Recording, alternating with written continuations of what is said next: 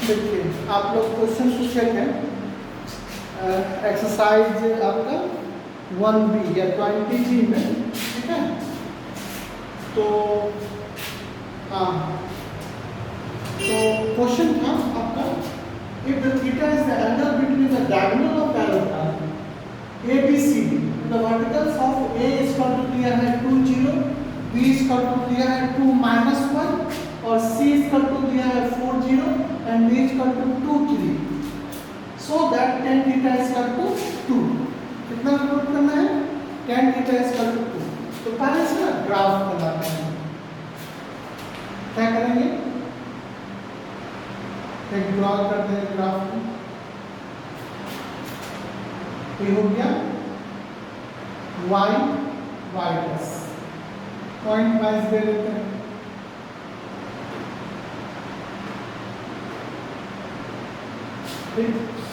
यहाँ 0 और 2, सपोज करिए ये वाला आ गया A, 0 और 2, A के बाद B, यहाँ 2 है और -1, तो यहाँ आ गया आपका B,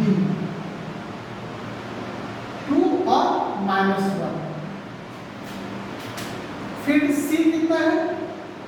4 सपोज करिए यहाँ 4 और 0, 4 और 0, तो यहाँ ले लिया, ये हो गया 4 0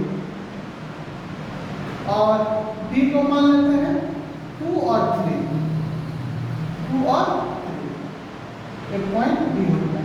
एक पॉइंट यहाँ ले लेते हैं, एक यहाँ ले लेंगे, एक आप यहाँ ले लीजिए और एक यहाँ ले लीजिए, तो फिर इसको मिलाएंगे ऐसे।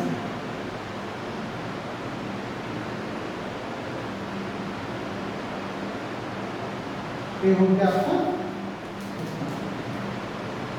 तो पता है पहला जो होता है वो होता है x, जैसे मान लीजिए 2 और 3, तो हम लोग इसको x मानते हैं और इसको y मानते हैं, ठीक। स्लोप का फार्मूला आपको बताए थे हम पहले, स्लोप का फार्मूला होता है y2 - y1 x2 - x1, ठीक। तो अभी हम लोग ग्राफ इसको बनाने के बाद इसका डायग्राम को हम लोग मिला देते हैं।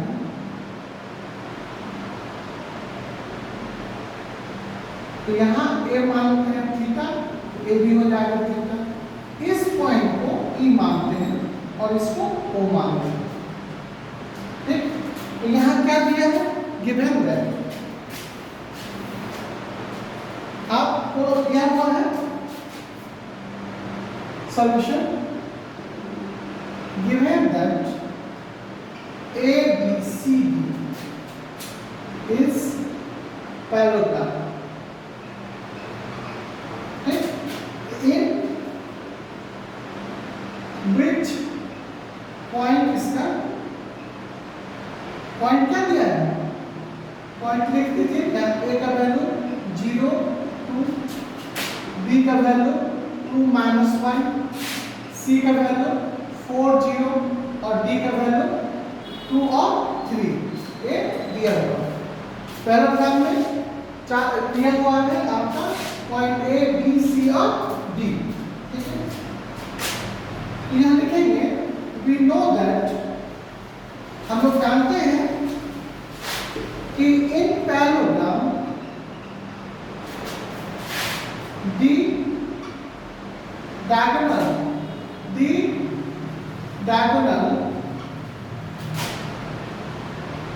bisect each other।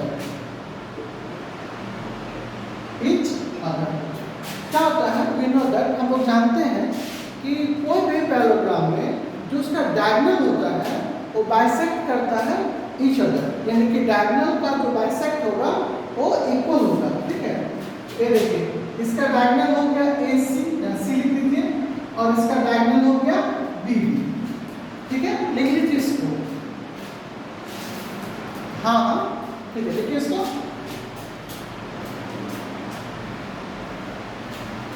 हो गया, क्वेश्चन मिटा देते हैं।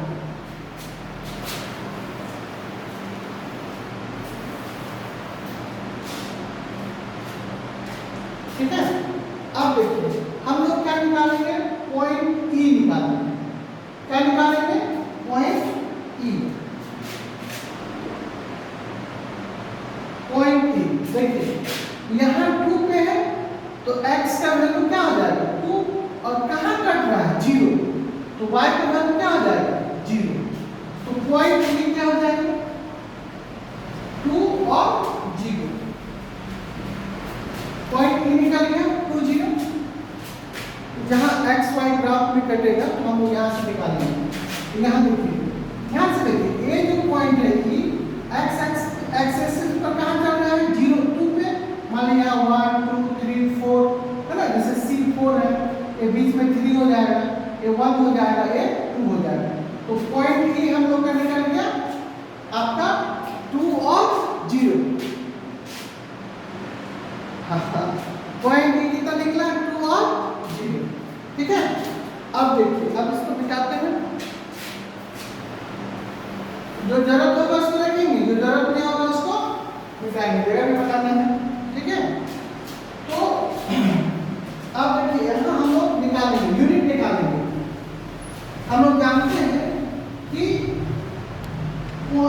OD इक्वल टू, देखिए OD इक्वल टू क्या होगा OB। देखिए यहाँ से ए वाला और ए वाला डायगोनल, जैसे डायगोनल क्या है ऐसे जब डायगोनल आया बाइसेक्ट करेगा तो ए वाला इक्वल हो जाएगा। इसलिए हम लिखेंगे कि OD, ए वाला पॉइंट वो है यहाँ से यहाँ और यहाँ से यहाँ क्या होगा इक्वल होगा। इसका यूनिट कितना हो जाएगा आपका 2 यूनिट। कैसे मिड पॉइंट निकालेंगे, x y equal to x1 plus x2 by 2 और y1 प्लस y बाई 2। तो जैसे यहाँ 2 और 2 4 हो जाएगा, 4 का हाफ कितना हो जाएगा, तो यहाँ से यहाँ तक 2 हो गया और यहाँ से यहाँ तक 2 हो गया। तो OD बराबर इक्वल टू OB हम लोग का पॉइंट निकल गया। ठीक है। उसके बाद अब देखिए ध्यान से देखना है कि OB इक्वल टू हम लोग क्या लिखेंगे OE प्लस EB। देखिए यहाँ से OB equal to OE plus EB ऐसे है। यहाँ थोड़ा फिगर समझ में नहीं आता होगा, जैसे मान लीजिए यहाँ O है और यहाँ B है और ये पॉइंट E है, तो OB इक्वल टू इसको जोड़ेंगे OE प्लस EB, मतलब इस पार्ट को ऐड कर देंगे तो OB हो जाएगा। ठीक है। अब देखिए यहाँ OB हम लोग का कितना निकला है 2 यूनिट। ठीक है। और OE कितना है नहीं मालूम, EB कितना हो जाएगा 2 प्लस 2 1 हो जाएगा, इसको इधर ले आएंगे 2 माइनस 1 इक्वल टू OE। तो OE इक्वल टू क्या हो जाएगा 1, इतना यूनिट। हमको A वाला पार्ट निकल गया, A वाला। अब देखिए A हो गया 1, A हो गया 2, तो हमको EC निकालना है। तो क्या करेंगे, इसके बाद हम लोग लिखेंगे इन ट्रायंगल किसमें OEC। देखिएगा OE और C ये वाला पार्ट यहाँ ठिकाना नहीं। ठीक है।